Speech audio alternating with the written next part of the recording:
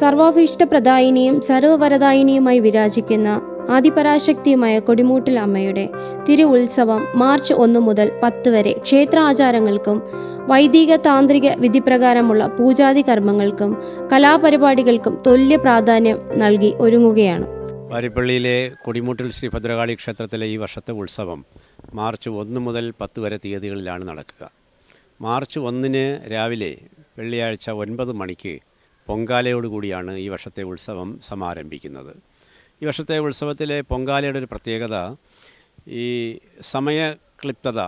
എല്ലാ പൊങ്കാലയ്ക്കും എവിടെയൊക്കെ പൊങ്കാല അടുപ്പുകളുണ്ടോ അവിടെയൊക്കെ എല്ലായിടത്തും കൃത്യം 9 മണിക്ക് തന്നെ പൊങ്കാല ആരംഭിക്കും.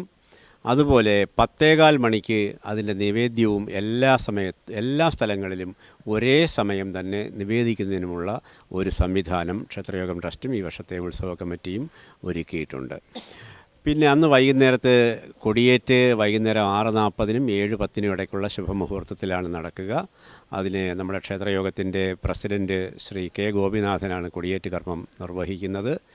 ഈ വർഷത്തെ ഉത്സവ പരിപാടികളിലെ ഏറ്റവും ആകർഷണീയമായ കാര്യം, കൊടിയേറ്റ് കഴിഞ്ഞാൽ ആദ്യമായി നടക്കുന്നത് കിടപ്പ് രോഗികളും നിരാലംബരുമായ 60 പേർക്ക് ക്ഷേത്രയോഗം ട്രസ്റ്റിൻ്റെയും ഉത്സവ കമ്മിറ്റിയുടെയും സംയുക്ത നേതൃത്വത്തിൽ നടത്തിയ ഒരു ശ്രമഫലമായി അവർക്കുള്ള ചികിത്സാ ധനസഹായം വിതരണം ചെയ്യുന്ന ചടങ്ങാണ് ഈ വർഷത്തെ ഉത്സവത്തിലെ ഏറ്റവും മുഖ്യ ആകർഷണം.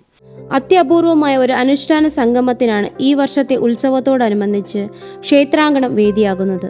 കളമെഴുത്തും പാട്ടും കൊടിയേറ്റ് പടയണി എന്നീ ഉത്കൃഷ്ടമായ 3 അനുഷ്ഠാന കലാരൂപങ്ങൾ ദേവിയുടെ തിരുമുമ്പിൽ അവതരിപ്പിക്കുന്നു.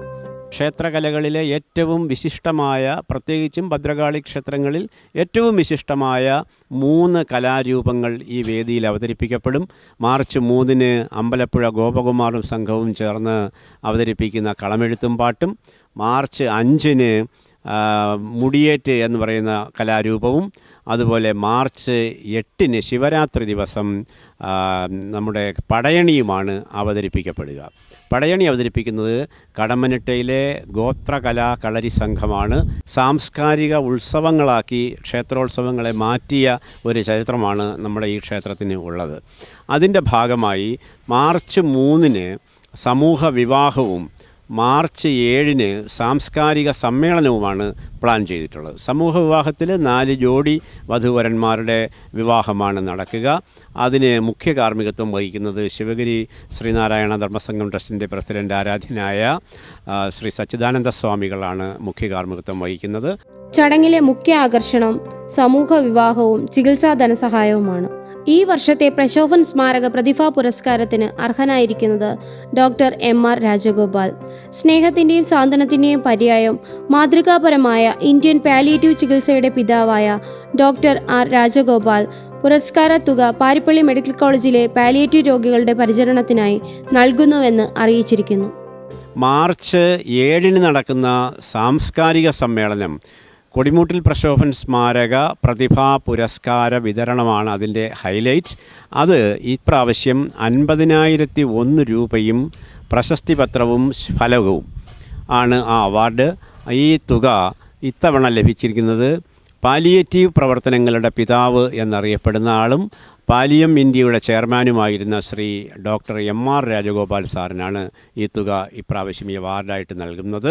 അതോടൊപ്പം പ്രത്യേകിച്ച് എടുത്തു പറയേണ്ട കാര്യം, ശ്രീ ഡോക്ടർ എം.ആർ. രാജഗോപാൽ സാറിന് നൽകുന്ന 50,001 രൂപയുടെ ആ അവാർഡ് അദ്ദേഹം അത് പാരിപ്പള്ളി മെഡിക്കൽ കോളേജിലെ പാലിയേറ്റീവ് പ്രവർത്തനങ്ങൾക്ക് വേണ്ടി വിനിയോഗിക്കണം എന്ന് നിർദ്ദേശിച്ചിട്ടുള്ളതും അതിനുള്ള സൗകര്യങ്ങൾ ഒരുക്കിയിട്ടുള്ളതുമാണ്. ഇതുകൂടാതെ ക്ഷേത്രയോഗം ട്രസ്റ്റിൻ്റെ നേതൃത്വത്തിൽ എല്ലാ ദിവസവും അന്നദാനം, 1 മുതൽ 9 വരെയുള്ള ദിവസങ്ങളിൽ ഉച്ചയ്ക്ക് 12 മണിക്ക് അന്നദാനമുണ്ടാകും.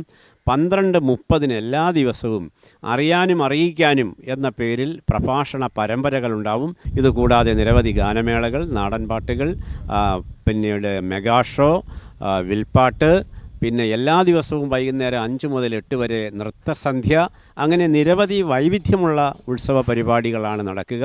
എല്ലാ ദിവസവും വൈകുന്നേരം പടുക്ക സമർപ്പണം. പിന്നെ മാർച്ച് 9-ാം തീയതി വെളുപ്പിന്, മാർച്ച് 10-ാം തീയതി വെളുപ്പിന് ഉരുൾ സമർപ്പണം.